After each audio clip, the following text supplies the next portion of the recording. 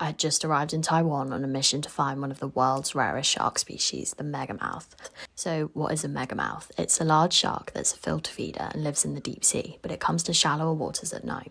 It's really rare, with less than 300 reported sightings, and most of these are dead specimens, either stranded on shore or caught by fishers. The majority of these catches are from Taiwan. So what am I doing? Well, Megamouths caught in Taiwan now have to be released, and I'm investigating issues with this policy for a documentary. My project's in collaboration with the Shark Lab in Taiwan, so joining me is a Megamouth scientist, Debbie. So the plan was, if we'd find a Megamouth, we'd give an acoustic tag and take a tissue sample to help with the limited knowledge on this species' biology. So, the next day me and Debbie went to port. We were going out on a different captain's boat with the same gear type as my main captain, large mesh drift net, which is used to catch large pelagic species. Once our permit was checked, we headed out to sea. The boat owner helped us with some DIY for the tag, and I interviewed the captain about how he was the first to catch a Megamouth in Taiwan. He's able to tell whether the current is suitable for a Megamouth just by looking at the surface. So we set the net and waited. It was so pretty, and we saw lots of dolphins. We eventually pulled up the net, and no Megamouth. Debbie had to go do some other shark work, so 3 days later the captain's wife picked me up and I went out on the same boat alone, which was really nice because it gave me a chance to make friends with the crew. There was a beautiful sunset as they were setting the net, and the ocean looked amazing this night, but again, no Megamouth. It was bad weather for several days, so nearly a week later the captain's wife picked me up and I went out again alone. But when we pulled up the net, no Megamouth. So the next day I went out on this other boat with Debbie again, and also Zola, an amazing photographer. So it was the perfect day to see a Megamouth. So we started taking up the net, but there was no Megamouth. There was some dolphins though. And then I was told this. They say outside will be better. So started taking in the second net, but yeah, we were all kind of sat around not feeling particularly hopeful.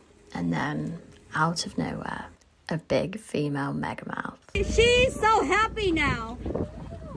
So we got into the water as quickly as possible, tagged and released her and filmed it. And we were celebrating when there was a second Megamouth in the net, a smaller male. So tagged and released him too.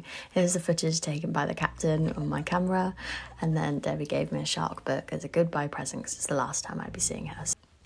So me and Zola decided to try again the next day. We were looking through all the footage, but when it got to the point of testing the current, we knew the ocean wasn't Megamouthy today. The current was just too strong, so they only set one net. The current was too strong, so we just had one net, one chance. And when we took it up, there was no Megamouth.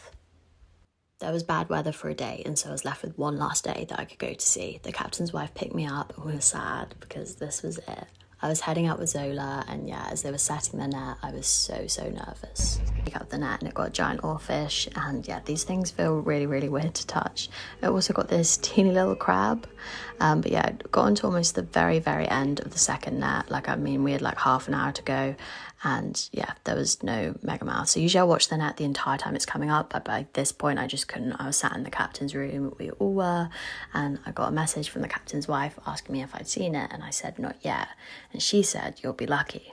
And guess what happened a few minutes later? A mega big female Megamouth got into the water and cut her feet.